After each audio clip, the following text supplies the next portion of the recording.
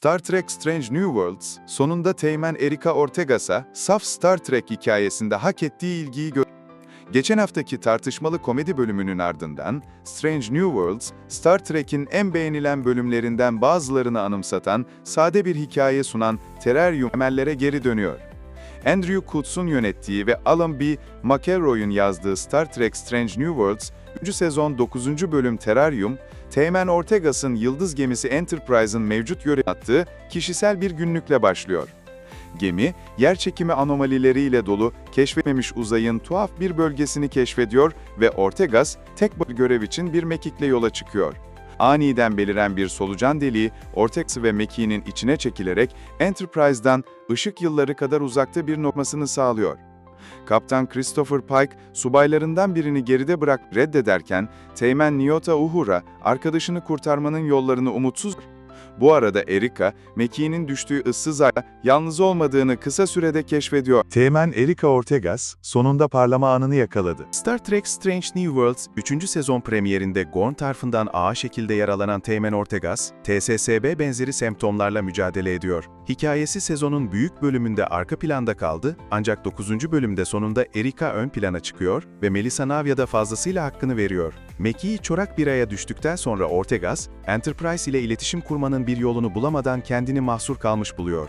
Teğmen Ortegas, bölümün büyük bir kısmını yalnız geçiriyor ve mekiğinden parçalar kullanarak bir su yoğunlaştırıcısı inşa ederken ve kayalık ayda yiyecek ararken, içinde bulunduğu durumu kendi kendine anlatıyor. Garık ışıklar keşfetmek için yola çıktığında, aya zorunlu iniş yapan ve aynı zamanda bir Gorn olan başka bir kurtulanla karşılaşıyor.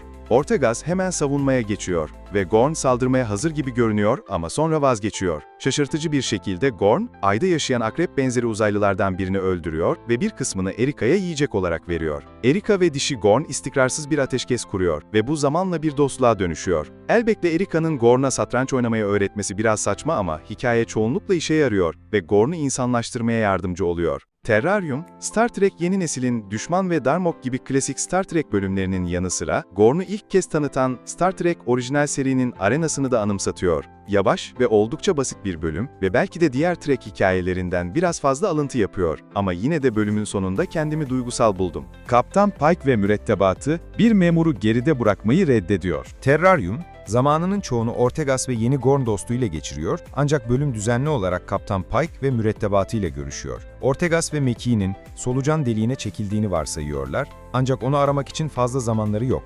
Enterprise, 4000 hasta koloniste yardım edecek aşıları teslim etmek için USS Constellation ile buluşmaya hazırlanıyor. Bir numara, bölüm boyunca Pike'a bu yükümlülüğünü defalarca hatırlatıyor ve Ortegas'ın aşıya ihtiyacı olan 4000 kişiden sadece biri olduğunu vurguluyor. Özellikle Teğmen Uhura, arkadaşından vazgeçmeyi reddediyor ve mürettebatın Ortegas'ın izlerini tarayabilmesi için solucan deliğini açık tutmak üzere Enterprise'ı kullanmak gibi alışılmadık bir plan yapıyor. Kaptan Pike, hayatta olduğundan bile emin olmadığı bir subayı kurtarmak için tüm gemisini ve mürettebatını riske atmalı mı? Belki de hayır. Ama bu iyi bir televizyon dizisi olur ve açıkçası Pike'ın karakteri için de mantıklı. Hiçbir mürettebat üyesini geride bırakmaz ve kurtarma görevini iptal etmeden önce mümkün olan son ana kadar bekler.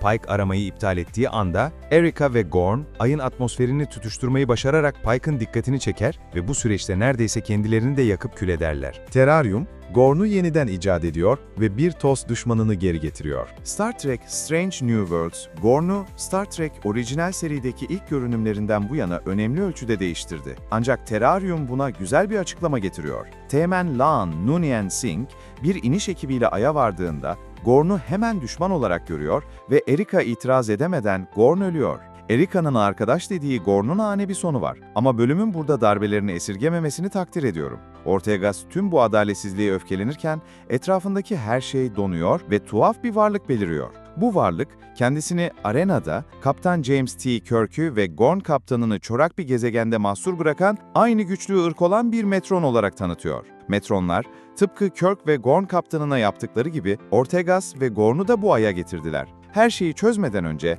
Metron, Erika'nın onları hatırlamayacağını ve Metronların Gorn algısını sıfırlamaları gerekebileceğini söylüyor. Bu, TOS'taki Gorn ile Strange New Worlds'taki Gorn havasındaki tüm tutarsızlıkları gayet iyi açıklıyor.